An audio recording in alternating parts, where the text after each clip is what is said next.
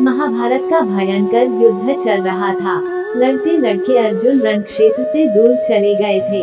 अर्जुन की अनुपस्थिति में पांडवों को पराजित करने के लिए द्रोणाचार्य ने चक्रव्यूह की रचना की।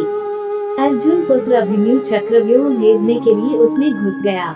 उसने कुशलता पूर्वक चक्रव्यूह के 6 चरण भेद लिए, लेकिन 7वें चरण में उसे दुर्योधन, जयद्रथ आदि 7 महारथियों ने घेर लिया और उस पर टूट पड़े।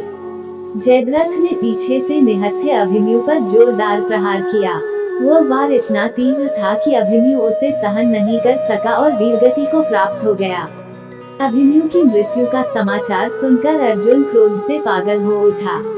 उसने प्रतिज्ञा की कि यदि अगले दिन सूर्यास्त से पहले उसने जयद्रथ का वध नहीं किया तो वह आत्मदाह कर लेगा।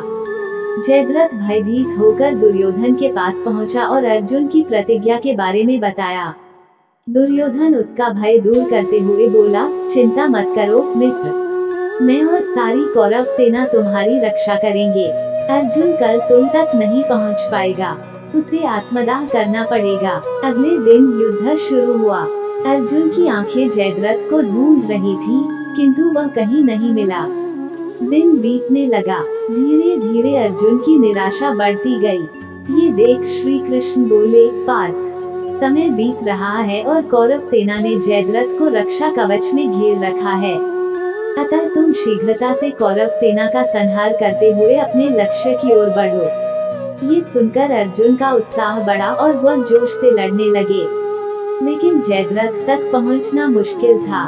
संध्या होने वाली थी। तब श्री कृष्ण ने अपनी माया फैला दी। इसके फलस्वरूप सूर्य बादलों में छिप गया और संध्या का भ्रम उत्पन्न हो गया। संध्या हो गई है और अब अर्जुन को प्रतिज्ञावश आत्मदाह करना होगा, ये सोचकर जयद्रथ और दुर्योधन खुशी से उछल पड़े। अर्जुन को आत्मदाह करते देखने के लिए जयद्रथ कौरव सेना के आगे आकर अट्टहास करने लगा।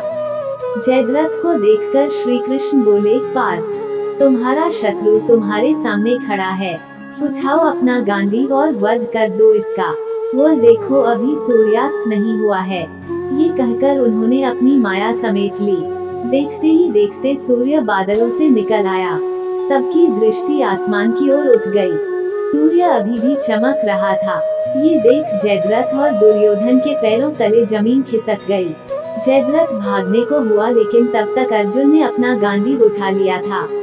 तभी श्री कृष्ण चेतावनी देते हुए बोले, हे अर्जुन, जयद्रथ के पिता ने इसे वरदान दिया था कि जो इसका मस्तक जमीन पर गिराएगा, उसका मस्तक भी 100 टुकड़ों में विभक्त हो जाएगा।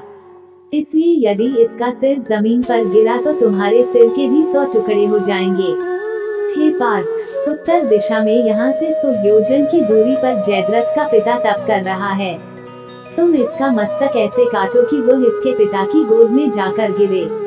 अर्जुन ने श्री कृष्ण की चेतावनी ध्यान से सुनी और अपनी लक्ष्य की ओर ध्यान कर बाण छोड़ दिया। उस बाण ने जयद्रथ का सिर धड़ से अलग कर दिया और उसे लेकर सीधा जयद्रथ के पिता की गोद में जाकर गिरा। जयद्रथ का पिता चौंक कर उठा तो उसकी गोद में से सिर जमीन पर गिर गया। सिर के जमीन पर गिरते ही उनके सिर के भी 100 टुकड़े हो गए। इस प्रकार अर्जुन की प्रतिज्ञा पूरी हुई।